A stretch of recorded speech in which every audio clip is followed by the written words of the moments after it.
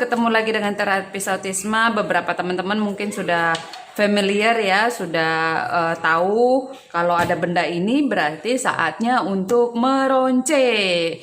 Ketika meronce, ada tahapannya beberapa hal, yaitu pertama pilihkan yang lubangnya besar dulu, baru nanti lebih kecil.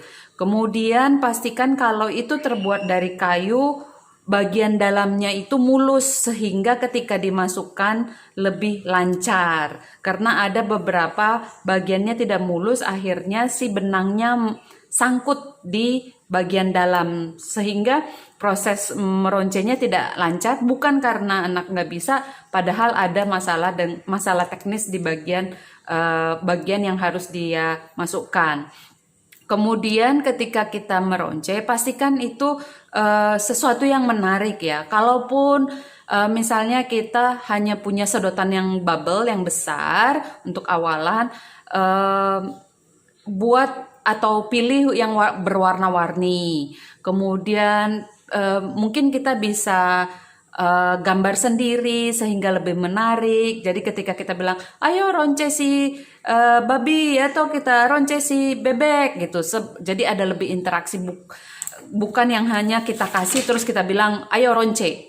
Nah, tahapan selain lubang yang besar sampai nanti yang kecil, ada juga jumlahnya. Jangan dikasih langsung seperti ini.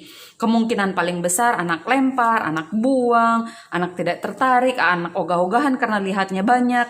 Jadi berikan satu persatu kalau ini untuk pemula. Kalau yang kita inginkan adalah durasi dia belajar, boleh kita kasih banyak. Kalau memang targetnya adalah durasi belajar. Tapi kalau targetnya durasi belajar, berarti proses dia meroncenya sudah lulus. Kemudian kalau yang ditargetkan adalah independent skill, kemampuan dia bekerja dengan sendiri dengan materi yang sudah disiapkan, pastikan juga ini sudah selesai. Jadi ketika kita hanya baru pertama kali mengerjakan, ini hanya boleh satu saja. Jadi anak diberikan satu persatu. Tapi di awal kita bilang, kita kerjakan 5 ya. Jangan sampai kita kasihkan 1 masih mulus, 2 masih mulus, 3 masih mulus. Dia udah bingung nih. Ini akan sampai berapa banyak gitu. Di 4 dan 5 sudah mulai gusar dianya. Jadi di awal kita bilang, kita kerjakan 5 ya. Ayo kerjakan 1 dulu. Wih, tinggal 4 lagi. Nah, dari situ juga kita bisa membuat motivasi anak terus-terusan naik karena wih tinggal 3 lagi, ayo gitu ya. Jadi pastikan lubangnya dari besar ke kecil, pastikan lubangnya lancar, pastikan ketika di awal dikasihnya cuma 1, kemudian kalau memang targetnya durasi atau independen baru boleh dikasih semua, dan bagian ujung ini harus tegang, harus kaku supaya dimasukkan lebih mulus.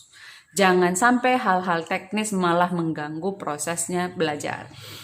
Oke, banyak yang bertanya, apakah tangan kiri atau tangan kanan yang memasukkan? Ini tergantung tangan anak yang lebih kuat yang mana. Hanya saja kalau yang memasukkan ini tangan kanan saya ya. Kalau yang memasukkan adalah tangan kanan, maka yang menjemput adalah tangan kiri. Ada beberapa anak dia masukkan di sini, terus dia pegang ininya. Kalau ininya lubangnya besar, ininya jatuh lagi. Jadi harus saling silang. Kalau kanan memasukkan, kiri menjemput. Jadi proses itu juga penting.